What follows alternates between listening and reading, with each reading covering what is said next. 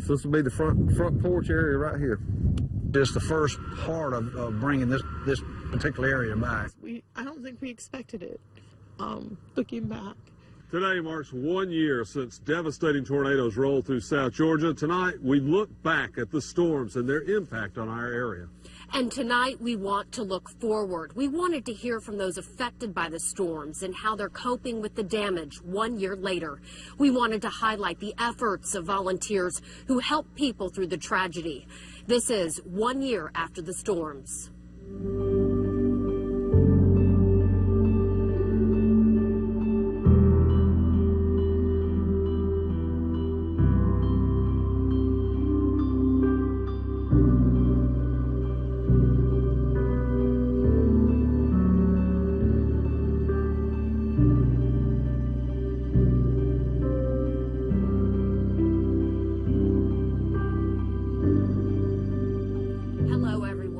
Welcome to 1 year after the storms. January 22nd, 2017. That's a date that will live in the minds of South Georgians forever. These storms claimed 16 lives, left hundreds homeless, and devastated forever changing neighborhoods in multiple counties in southwest Georgia. And you can still see the devastation just behind us right now from that EF3 tornado. We are located in the heart of Radium Springs off of Newcomb Road. This is an area that was forever changed by the tornado, and in fact, we're just a few steps away from where one man lost his life. No doubt this was an area that felt that storm very much that day. Now, the tornado outbreak started on a late Saturday and into early Sunday morning, first producing 2 tornadoes that developed in Thomas County and then moved toward Brooks and Cook counties. That same storm system spawned overnight tornadoes in Cook, Berrien, and Lowndes County, leaving 11 people dead and miles of destruction. By Sunday afternoon, a final round of severe weather produced an EF3 tornado that was on the ground for more than an hour, ravaging a 71-mile path through parts of Dougherty, Worth, Turner, and Wilcox counties. The tornado's width was more than a mile at its largest point and reached wind speeds of an estimated 150 miles per hour. Now, 5 lives were lost in Dougherty County alone. And many people just hunkered down during this storm. We're going to take a look back at the moments and hours following that tornado. Oh, there it goes. We believe a tornado has passed between Putney and Albany. Potentially hear tree snapping, falling on roofs. That's why you need to be on the low level of your home. You need to have your head covered. This is a dangerous situation. When it got a little closer, it had a brown or black ring. And when I seen the ring, I said, "This is a tornado." There goes debris. There it is right there.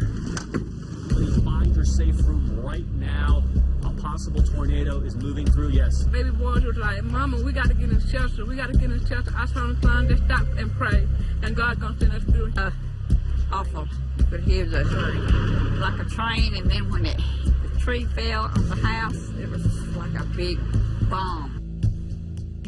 I come out, there's nothing left, went around trying to find people. They were just pulling people out, carrying people out. You literally have a trailer park that looks like it's been disintegrated. We have a lot of people that have been separated from their families, that have no homes, no food, no warmth, and no hope. I can tell you that anywhere from the airport, going northeast and north, all the way to the county line, or Worth County line, Hill Road area, it's probably a couple miles wide, devastation, all the way across the county. It's terrifying. I'll have you on the line. We were down on our knees praying. We were. I'm so sorry. I am so sorry. But at least we got our lives. They don't have anything. That's the final end. In all, there were 7 tornadoes in southwest Georgia that weekend, and the economic impact has been estimated into the billions of dollars. In Dougherty County, the economic hub of southwest Georgia, leaders have said the actual economic impact from all of the storms in January is impossible to quantify. 3 of the community's largest employers, Procter & Gamble, Coates & Clark, and the Marine Corps Logistics Base, suffered a combined estimate of almost $1 billion in damages. Dougherty County's Commission Chairman Chris Cohelitz credits strong leadership and partnership for all 3 of those entities thriving 1 year after the tornado. Leadership in this community worked hard to make sure that they got what they needed. We advocated for those folks. We advocated for those employers. And we had strong relationships with those employers. And not one job was lost, and every one of those employers is back open for business. A formal study completed by community officials estimates the recovery time from the tornado and damaging wind events will take at least 5 years. One Albany church missed only 1 service, even though they no longer had a home for its members. Now, after nearly 27 years, the tornado destroyed the Albany Baptist Church that was once located at 3500 Sylvester Road. Both buildings, including the auditorium, were decimated, and the church items like the baptismal tub were missing. The church missed only 1 service, which was the night of the tornado.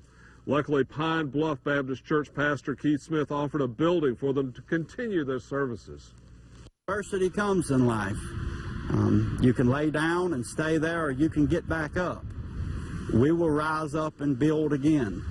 These things are designed to make us stronger and to draw us nearer to the Lord, and I can truly say that it's done just that.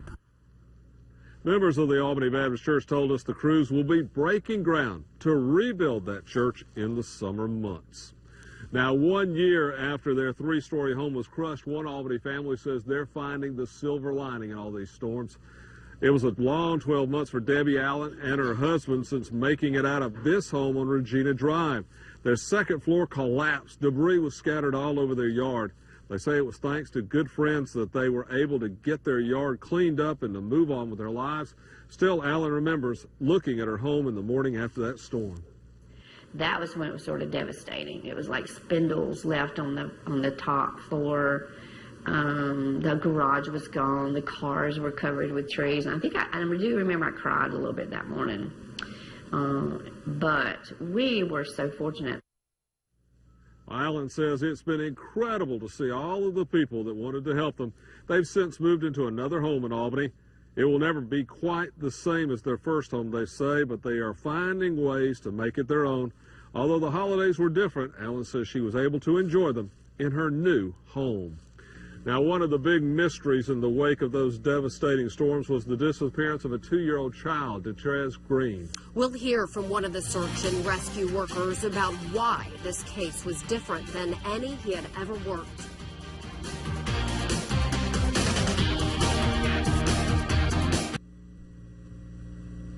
Now to a mystery that still remains 1 year after that deadly tornado struck Dougherty County.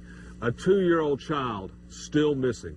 Family members say Detrez Green went missing when a tornado struck their mobile home park. But an extensive search was conducted, and there are many questions regarding his disappearance. WLB News 10's Kate Fowler sat down with one of the men who searched for the child and shares his story. It's hard to pinpoint exactly, where everything was. The landscape has changed here, but memories of Piney Woods Estates mobile home park are fresh on the mind of Lance Galla. He was one of dozens of search and rescue volunteers who descended on the tornado-ravaged neighborhood in search of a missing toddler. But he quickly realized some things were off. And we got no real good current pictures of this child. And that was kind of odd.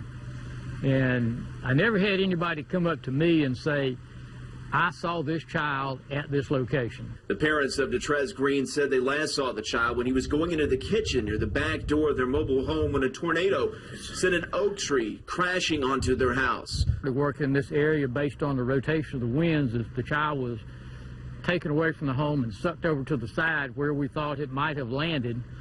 So we took all these debris fields apart here, and then the Georgia Search and Rescue team came in and went back to the house the child was supposedly living in and took that debris field and that house apart. For 5 days, crews searched through twisted debris, rubble, fields, and woods. Up to how far we covered out going northwest all the way to the bypass, just to make sure that that child was not carried out in the direction of the storm, following the storm path. Cadaver dogs were brought in, and eventually crews partially drained a pond, searching for any sign of Detrez.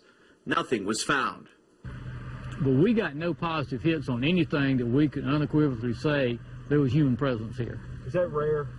That's rare. 2 years prior to the tornado, Detrez's father, Kevian Green, was arrested following a standoff at an Ashburn home when Detrez was only 6 days old. The GBI searched that home days after the storm but found nothing. For Scala and others, the case is frustrating. I guess you just hope that someday there's an answer for this. Always. You always want to know the answer. You know, you got to search. If you don't find anything, it's always frustrating. A question that still haunts those who want this child found. Where is Detrez? Officials estimate that it cost upwards of $1 million to search for the child. The GBI would not go on camera, only saying that the case is still under investigation. So far, the family of Detrez Green has turned down our requests for interviews, and they have still yet to provide a picture of that child. Now, one of the more interesting parts about this storm is that it took place during what is supposed to be the coldest month of the year. It took a unique weather situation to produce these intense EF3 tornadoes in southwest Georgia. Let's go to First Alert meteorologist Chris Zellman to explain the weather setup that led to the 2017 tornado outbreak. It's important to know the weather that led up to the January 22nd event. Albany, Georgia had 9 consecutive days of near record high temperatures. And on the 17th, we hit 80 degrees and set a new record. The 3 days before the storms, the temperatures were 20 degrees above average. The bigger story, though, however, was the Gulf of Mexico water temperatures. They were running 3 to 5 degrees above average. That has a much bigger impact on the severe weather potential because water holds 3 times the heat as ground does.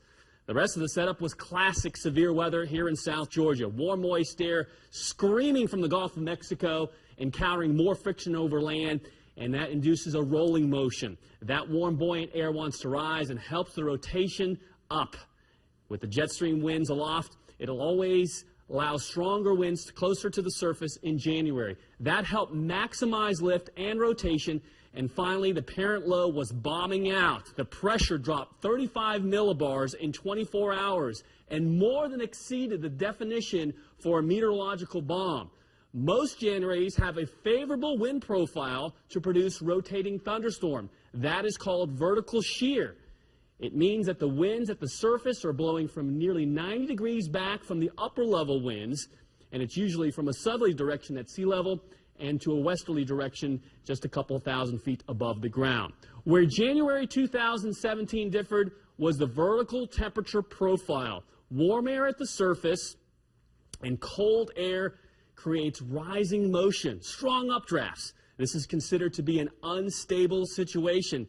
Nature seeks to stabilize this. That's when violent thunderstorms form, and typically in January, like this year, there's been plenty of cold air blowing over the Gulf of Mexico, and that cools the water and the air above it. That makes for a more stable atmosphere. This stability lends to just rain and a few thunderstorms. It's the stability that keeps us safe in South Georgia in the month of January. If you had to pick one thing that got the ball rolling, it was the freakish warmth we had here last year. That is what set the atmosphere into a high risk for tornadoes. Now, Zellman says the saving grace of this was that the setup by the computer models was well advertised. Even a week before those models were showing the severe storms were coming, and it gave us plenty of time to prepare for the worst. How do we get the message out? And I think one of the best things that Chief Rowe did during this time was he went day to day, door to door, putting flyers out on people's doors, had his people riding four-wheelers up and down the road saying, something else is coming. Please watch the weather. Make sure that you know what's going on. I really think that those actions that were taken prior to the 22nd caused us to have a whole lot less fatalities and casualties than what we had. As devastating as this storm was, it would have been a lot worse without the dedicated efforts of first responders. We want to share their stories of perseverance during one of the worst weather events in South Georgia.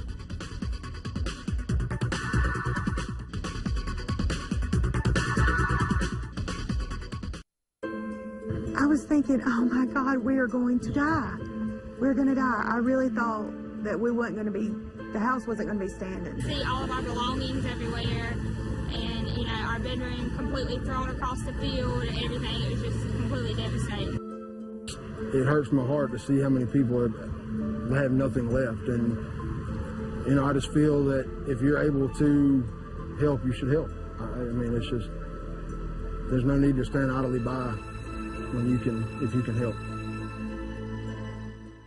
And help they did. Thousands of volunteers, linemen, and first responders came to South Georgia to help with the recovery efforts. And that's not even mentioning the first responders who for days spent so much time going door to door warning people of the potential storm. And on January 22nd, Dougherty County Police went out to mobile home parks warning people to leave their homes, seek safer shelter. Many heeded those warnings, which likely saved their lives. Well, there's no doubt it could have been a lot worse than it was. Unfortunately, we did still have some fatalities, but I think trying to be proactive about it, like public safety was at the time, that we were able to, probably some people were spared. I was approached by several of the residents at some of the trailer parks and said that it really made a difference. They got out because of the warnings that we gave them. It should feel good to have made a difference in at least someone's life. Many of the evacuees sought shelter at churches during the storm. DCP says there were many lessons learned during the storm that will help them in preparing for future disasters. And though they aren't technically first responders, forestry teams did hit the streets right after the storms. They were clearing the roads for power crews. WALB News 10's Emily Forrester met with two men to talk about what they saw 1 year ago and how it has affected them since. It was destroyed. Today, Tom Lambert says Hardup Road in Dougherty County looks much different than it did 1 year ago. Immediately, you could see that, you know, that the storm had really taken its toll. He's with the Georgia Forestry Commission. It sent chainsaw strike teams to clear roads throughout southwest Georgia, including Hardup Road, in the days following the tornadoes. He and others who were out in the thick of the destruction have heartbreaking stories to tell. It's always tough when you're looking as far as anyone, and it's frustrating because, you know, you want to be able to find that individual. One strike team joined search and rescue crews to search for 2-year-old Detrez Green, reported missing just after the storm. It's a time in which basically you go ahead and push through and do what you need to do. They never found Detrez, but there were other cases that stick with these guys. Happier, more successful cases. There were some boys trapped in one of the buildings out there. Lester Green, also with Georgia Forestry, headed out to Camp Osborne in Worth County. He and his crew helped clear a path to rescue a group stuck there in one of the only buildings that wasn't destroyed. We kind of listened to some of the stories that they had, you know, what they heard, what they saw, how they felt. He says once they got the group out and everyone was safe, the reality of what happened set in. Naturally, they felt, you know, blessed and you know, really thankful that they were passed over. But it's the compassion shown in the days following that EF3 that tore through 3 different counties that gives these men hope. The love and the kindness that was shown during this time, I think that helps as far as with the impact. People have really tender hearts, especially when other people are hurting. In Dougherty County, Emily Forrester, WALB News 10. And if you were impacted by the January storms in Dougherty County, it is likely that you came into contact with members of the self-dubbed Chainsaw Gang. We've been covering their stories of generosity since the very beginning. They did so much. Yes. Tonight, WALB News 10's Amanda Hoskins talks with some of the members of the cleanup crew about the selflessness of the Albany community. It's a sound often heard in the past year throughout Albany and Dougherty County. If you followed the sound, you may have found one of these three individuals. Teresa Knight. I was on the front row seat to the miracles that God did. Tom Garrick. And we enjoyed helping everybody. And Shane Waller. I remember the guys looking at me going, what do we do? And I was like, I guess we just start cutting. They are just three of the dozens of individuals who gave up their time to help others after the storms. All three cleaned in various neighborhoods in small groups for most of January. It wasn't until later when they crossed paths. Teaming up with them, life got so much easier for me. Knight did some dirty work, but she mostly was in charge of the operations, meeting with homeowners and sending crews to the many disastrous locations. And at the beginning, it was the emergency stuff, the trees that were on houses, on cars, on their driveways where they couldn't get out. And then we started getting into what I call aesthetics, but they're dangerous trees. Through February, then March, April, all the way up through the summer's end, the chainsaw crews worked house by house. But I just knew that there was people out here that steadily was not going to have the means, the resources, or anything to pay to have this done. But it was those people and other generous community members who donated snacks, water, and gas to the crews. It was people like that that kept us going. I mean, it was the fuel for us. Cleanup was the original goal, but building community and making lifelong friends came as a result. There was a lot of real special people. All of a sudden, we just ended up with these people that we probably would not have had the connections we had as deep as we had it not been for the storms. Now, since the storms, members of the Chainsaw Gangs have spoken with other volunteer leaders in other cities across South Georgia. They have formed a group that's called the Georgia Recovery Project. And if there is another weather event like what we experienced last January, they're hoping to take what they have learned and apply it and use it to help others at that time. Now, there's another organization that we want to highlight as well, and that is Samaritan's Purse. That faith-based nonprofit organization fulfilled nearly 700 work orders in Albany over the 50 days that they were here. Over 1,000 orange-clad volunteers cleared yards and debris over the time they were here and tarped and fixed damaged roofs. They were one of many other volunteer groups that spent hours helping with recovery efforts. Now, one thing that does get lost in all of this is mental health, and a lot of people suffered emotionally during these storms. Absolutely. Many South Georgians lost homes, but some others also lost loved ones during the storms. So tonight we want to talk to experts about mental recovery, not just for adults, but for children as well. You're going to hear from them next. Hundreds of people are still dealing with the emotional impact of the storms from a year ago. Aspire Behavioral Health has been helping folks in Dougherty and Worth County for the past year. FEMA dedicated almost 10 people to focus their work on storm-related emotional recovery. Aspire employees have been holding crisis counseling 3 times a month, and many counselors are also dealing with people on a one-on-one basis. In the last year, Aspire has worked with dozens of people, a majority of them coming from the Radium Springs area. And that the community has really come together in that area, and they've learned from each other, and they lean on each other for support, and they have plans to continue meeting even after we step out of the picture.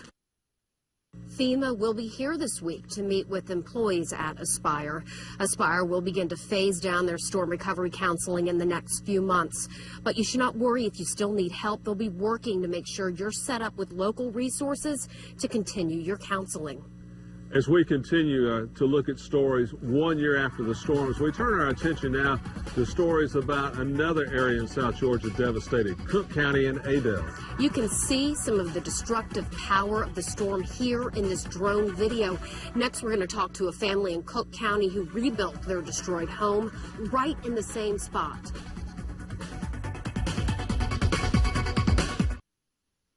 A Cook County family lost most of their possessions when their home and farm operation took a direct hit by the January 22nd tornado. But they would not leave home. The Bullards rebuilt right on the exact same spot. Today, Carla and daughter Jenny Bullard look back on the storms 1 year ago from inside their new house. At 3:30 in the morning 1 year ago, the killer tornado that hit Valdell Road struck. It was on the ground when it come through our house. Carla and her husband Jeff were in one side of the house while Jenny was on the other. The tornado went through the middle. As soon as I opened my door, my bedroom was on a long hall. That hall wall fell on top of me. Amazingly, the Bullards escaped with only Jeff and Jenny suffering broken arms. Most of their personal belongings were gone. Jenny managed to find her child's Bible and senior ring in the rubble. And I searched high and low for that thing for about 2 days before they were fixing to just completely tear down the rest of the house. And I finally found it, but and that was one thing I was glad to have. This children's book had been stored in a box in their attic before the tornado. It was returned by a family that found it in Berrien County. This book was found about 17 miles from here. Somebody brought it a couple of days after the tornado. The Bullards farm operation right across the street was also destroyed. Replacing the shelters, equipment, and planting crops was the first job. Then they rebuilt the same house plan on almost the exact same spot. We did move it 2 foot forward and 2 foot to the left, just to get out of the footers that we were in. Now, 1 year later, after a lot of hard work and stress, the Bullard farms and their house is rebuilt. We're getting everything back to normal and starting to act like we did before the tornado. Now, Jenny has returned to college. Carla says after what's been a very hard year, she and Jeff are hoping to take a break and go fishing. Next, on 1 year after the storms, we're going to hear from two families who not only lost their homes during the tornado, they lost the people they loved.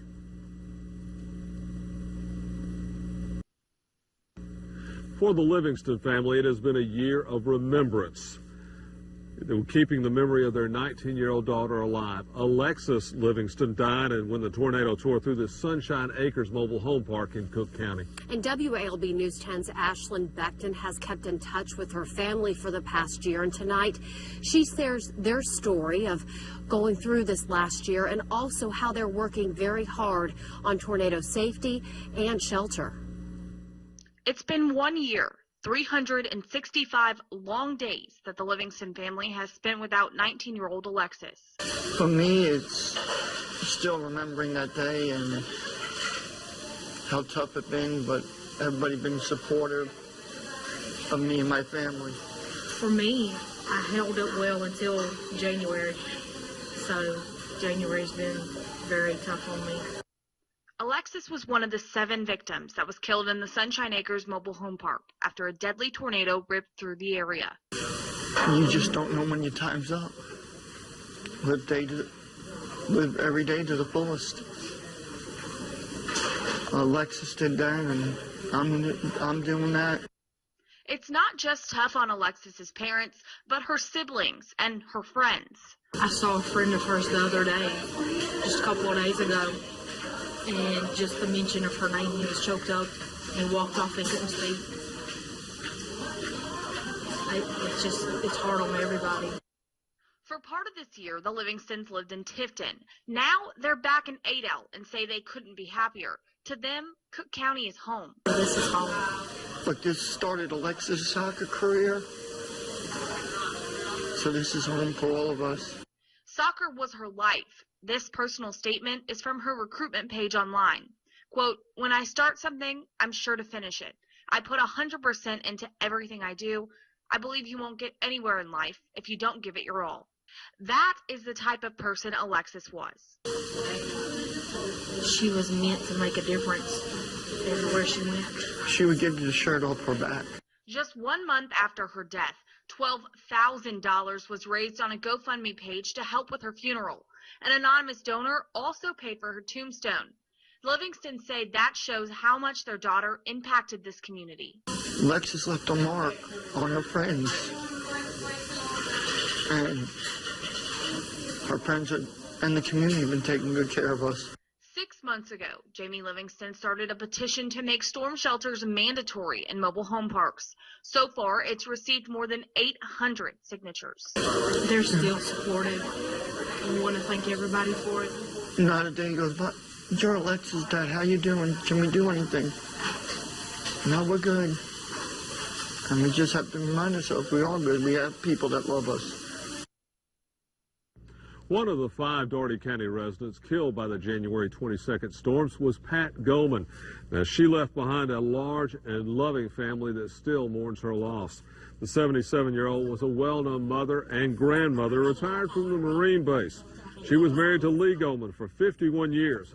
They took shelter inside the bathroom in their Holly Drive home when 3 trees broke and struck the house. I knew there was a loud crash.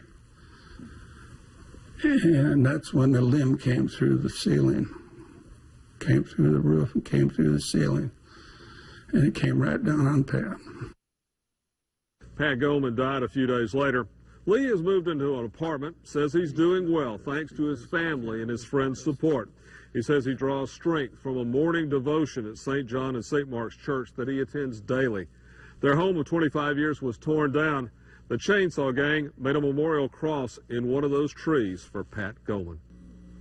Now, that was a look at just a few of the people that were killed during those storms 1 year ago. And before we continue with 1 year after the storms, here's a tribute to some of those whose lives were lost.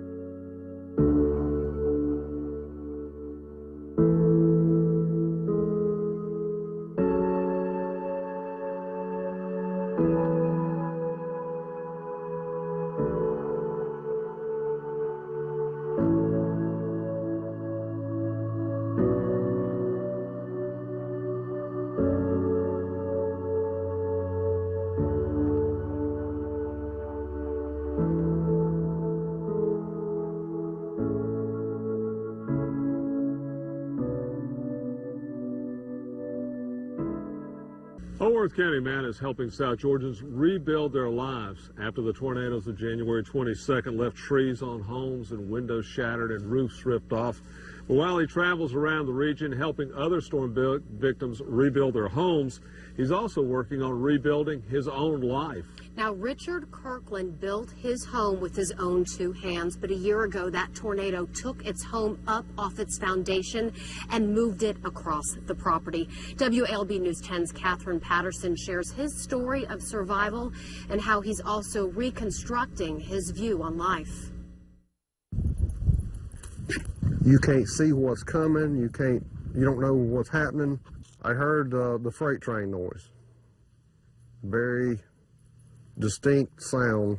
A sound Richard Kirkland knew was an approaching tornado, but its strength was nothing he could have ever imagined.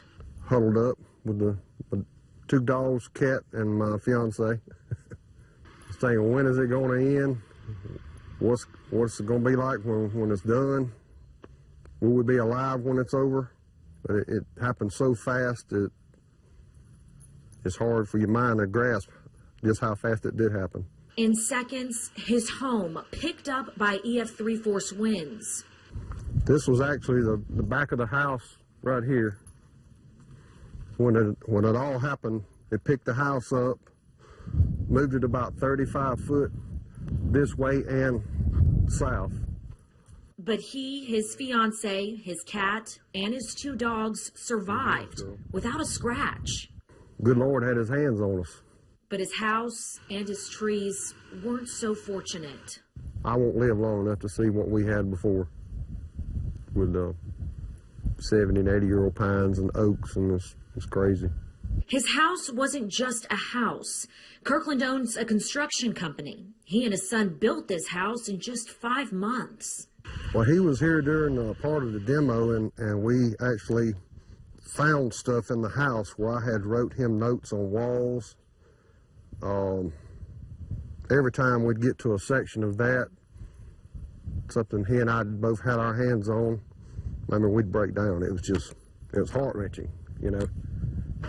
And to see it all hauled away in a truck, you know, thinking, well, will I ever be able to rebuild? Or it's nothing but lumber and nails, but you spend a lot of time and heart and, you know, blood, sweat, and tears in it. For Kirkland's other clients whose homes were damaged in the January 22nd tornadoes, Kirkland replaces more than just lumber and nails. He helps families rebuild their lives. You know, they see me working, people stop, want a card. Hey, can you give me a price on this? So it's nonstop. And while he stays busy remodeling other homes, he's rebuilding his own new home. You don't know this side of it till you live through it. And, you know, I've done this type of work for years and never thought I'd be on the receiving end of it either. As he builds his new home, memories of January 22nd play a large part in his new additions.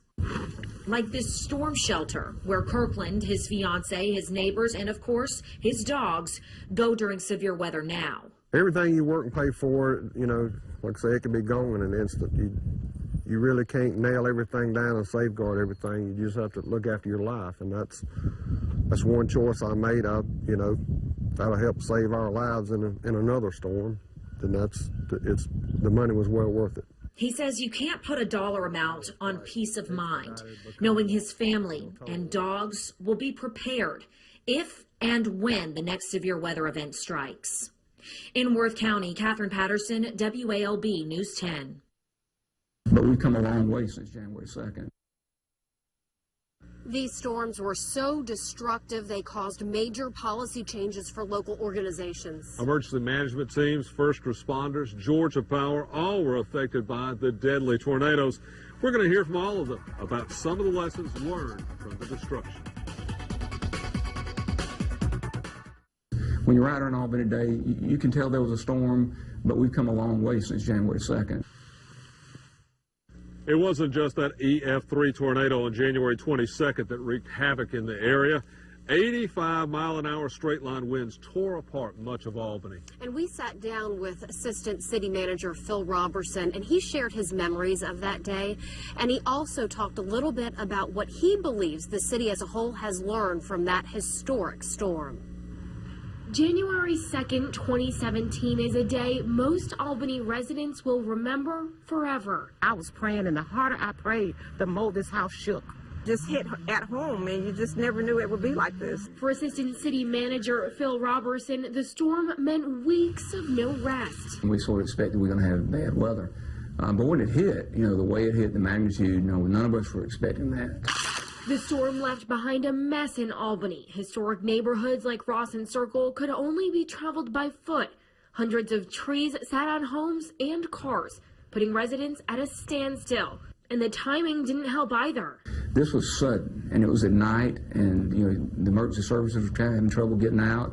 It was the first time in decades the Good Life City had a weather event so destructive. But in the spirit of Southern kindness and hospitality, the community came together. When Albany really needed help and needed the citizens to step up and needed volunteers that weren't in the affected areas to come forward, it was immediate. Neighbors were helping neighbors everywhere. It wasn't just the night after, it was for weeks. And the emergency response? I think that the city forces did a really good job of getting the emergency service established and, you know, kind of calming residents. Robertson says some employees were walking to work. He was even getting calls to pick many up from their homes so they could start helping. And once they saw their families were safe, they didn't worry about their property and their personal vehicles or anything. They walked to work. They walked to get there. Robertson credits now retired EMS Director Ron Rowe for his dedication to the city during both storms. He has a lot of experience in this area, and he immediately took control. You know, every time I asked him if I needed anything out in the field, he was always there with supplies. Robertson says the city's damage between the two storms totals $14.3 million. Between FEMA and GEMA, about $10.5 million is back in the city's pockets, along with new wisdom and protocol for weather-related incidents. You're never going to ever have a script that's perfect. I mean, that's just by the nature of the work. It's just something that you just do. But I wouldn't change a whole lot about what we did. I think that the fact that nobody lost their life in Storm 1 is something that we're all really proud of. The pastor of an Albany church is hailed a hero for possibly saving dozens of lives. He moved families out of a mobile home park before the January 22nd tornado, saving many people. Geraldo Vicente is the pastor of the El Faro United Methodist Church in East Albany. Many of the members of his church are Hispanic. They lived in the mobile homes on Holly Drive.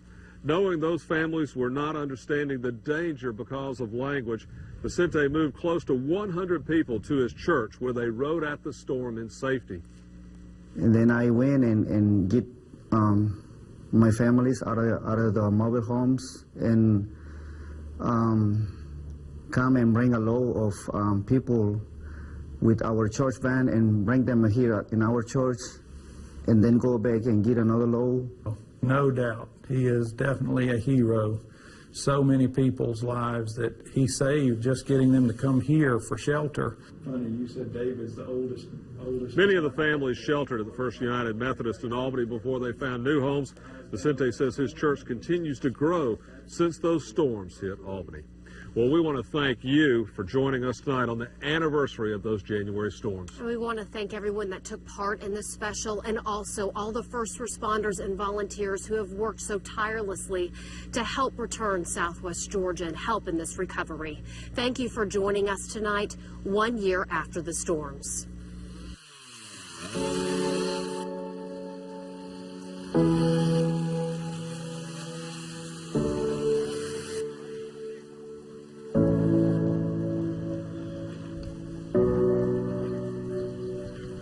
Come on down here with me to this next yard. I'll show you where we're going to find the next yard.